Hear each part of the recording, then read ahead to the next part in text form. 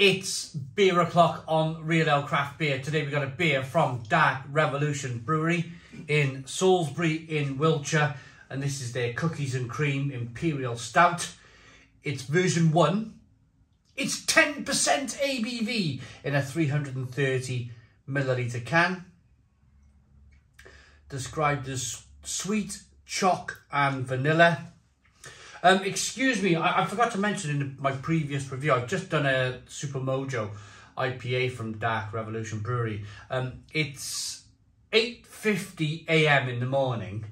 My wife had to go to work early. My wife is incidentally from Salisbury, but she lives with me here in Barry in South Wales.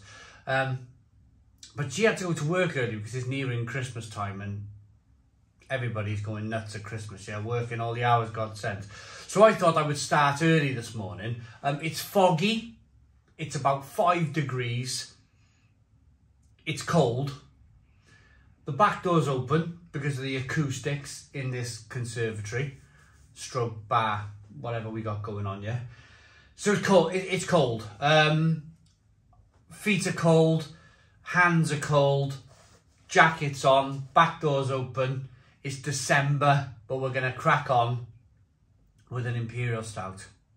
And I think this is the best sort of beer.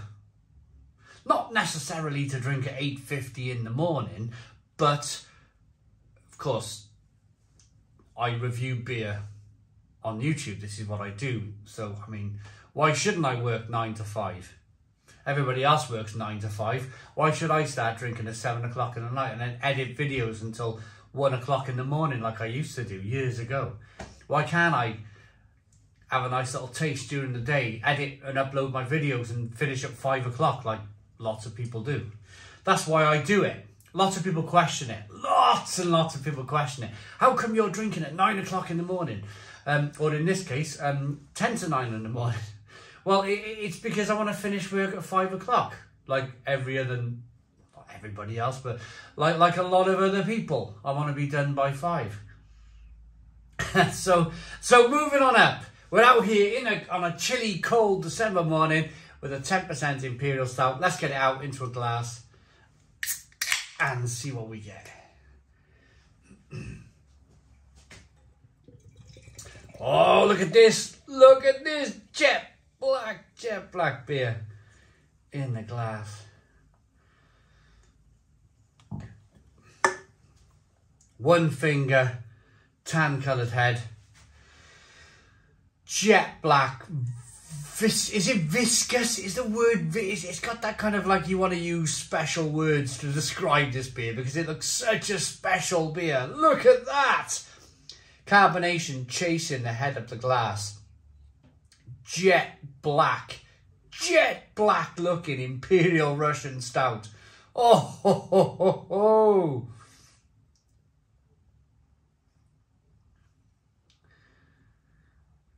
Amazing.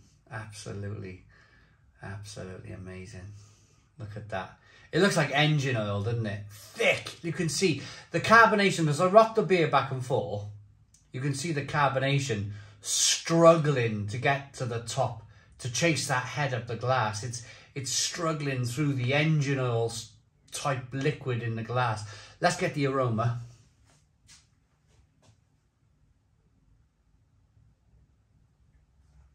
Oh, this smells good. Now, I'm going to be honest with you. I always have a worry when I read like Cookies and Cream Imperial Stout. There's a little worry in my mind because I like bitter beers. I naturally like bitter beers. When I want to drink an Imperial Stout, I want to experience all of the roasted malt in the beer. I've had some Imperial Stouts recently that have had no roasted malt in the beer, but they've been really sweet. And I stand here scratching my head. Like that Bounty Stout I had the other day. Bounty Bar Stout from a brewery up north. And it was really like It's like drinking black syrup in your mouth type of thing. And there's no bitterness. And you wonder, you stand here and wonder, how on earth is this black if they've not used roasted malts? And if they have used roasted malts, where have the roasted malts flavours gone? Where's that bitterness? Where's that roastedness? But thankfully, and I know this is a long story, sorry, but thankfully, in the aroma alone,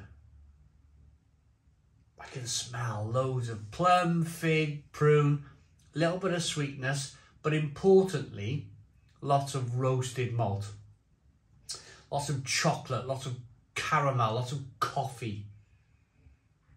Definitely espresso-like coffee aromas on the beer.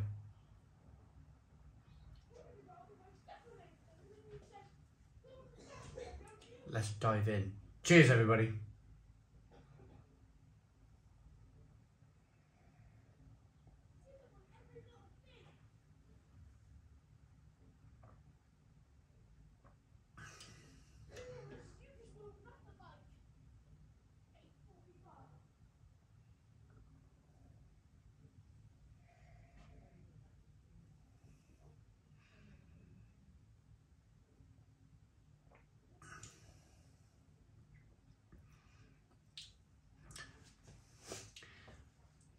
Just listening to the reason why I'm drinking very silently is I'm listening to the neighbour take the kid to school, and one of these unfortunate situations where it's a struggle to get to school by 9 o'clock in the morning. And I just heard him go, "Oh, we're always late for school. You never want to get up, Mum. You never want to get up for school." You know, one of those poor situations in life. I live in a very poor area of Caddiston in Barry. It's very poor around here. It's quite sad, really, but yeah, just having a listen. I'm not sure if you heard any of it, but anyway, to the beer. The beer is incredible.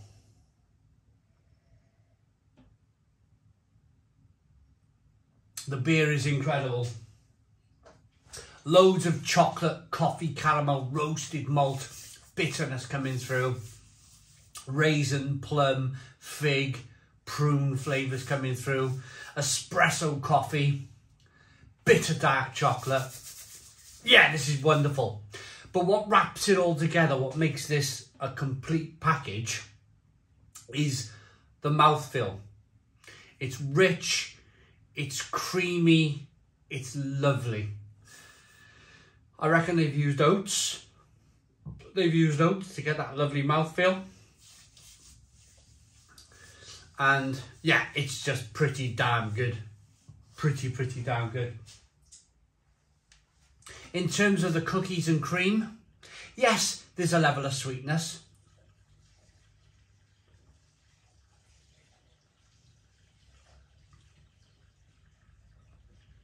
There is a nice level of sweetness, actually. And you do get it's almost like a lactosey like sweetness.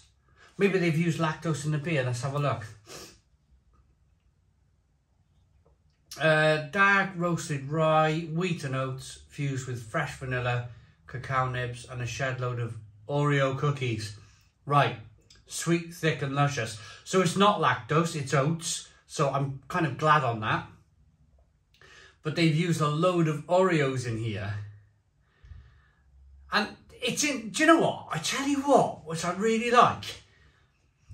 Here are the ingredients. Water, barley, wheat, oats, rye, vanilla, cacao nibs, Oreo cookies and yeast. That's brilliant. Without making an Oreo Imperial Stout, without calling it an Oreo Imperial Stout, I mean, you could just, I mean, I'm probably going to rename my thumbnail Oreo Imperial Stout. It technically is. It technically is. Cookies and cream Imperial Stout. Moving on up. It's absolutely absolutely fantastic. 10% ABV. It's luscious, it's chocolatey, it's brilliant, it's really nice.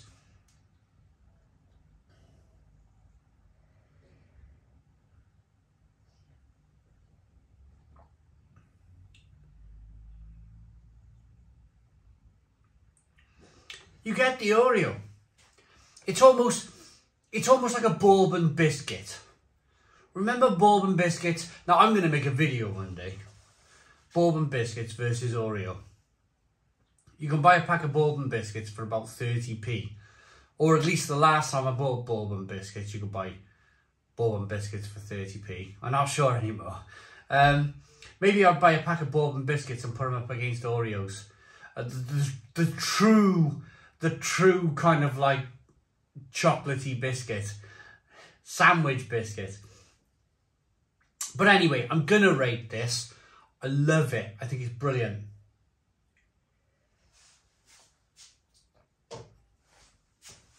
But my hands are freezing cold. Holding that cold glass, of my hands are now freezing cold.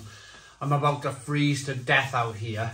You got that lovely warm, the only thing that's keeping me going, I suppose, is that warming sensation, is that 10% alcohol slides down the throat into the pit of the stomach. I like it. I really like it. It's a Stone the Crows 9 out of 10. 9 out of 10 from Real Ale Craft Beer. Please put your comments in the comments box. Subscribe to our daily beer and food reviews. Give us a big fat thumbs up. Boom. Cheers.